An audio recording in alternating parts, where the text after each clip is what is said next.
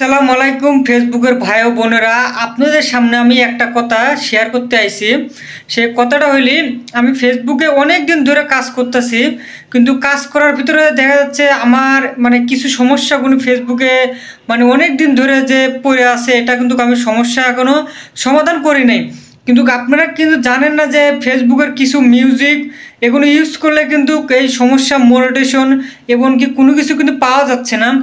আর আমি একটাই ভুল করছি, মনে করলাম মিউজিক ইউজ করছি, অনেক মিউজিক ইউজ করছি। মিউজিক ইউজ করার কারণে আজ আমি মোটিভেশনটা পায়াও হারাতে বসছি। এমনকি আমার মোটিভেশনটা সব কিছুই নাই, এমনকি কোনো মোটিভেশন কিছুই নেই আমার ফেসবুকে। আর আপনারা জানেন যে মিউজিক কিন্তু ইউজ করা টোটালি বন্ধ, কিন্তু আমি না জানি না বুঝে কিন্তু আমার এই পেজটায় কিন্তু আমি প্রচুর মিউজিক ইউজ করতাম।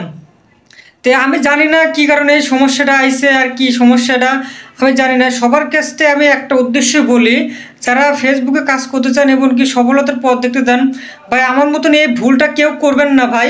দেখেন আমি কত কষ্ট করে ভিডিও বানাই, না খায়া ভিডিও বানাই, টাকা পয়সা খরচ করে বিভিন্ন জায়গায় যায় আমি সুন্দর জিনিস তুলে ধরি।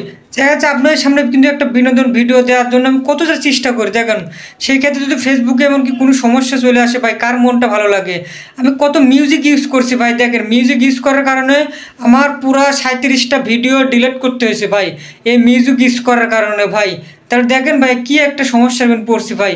আশা করি আপনারা এই ভিডিওটা বুঝতে পারছেন ভাই।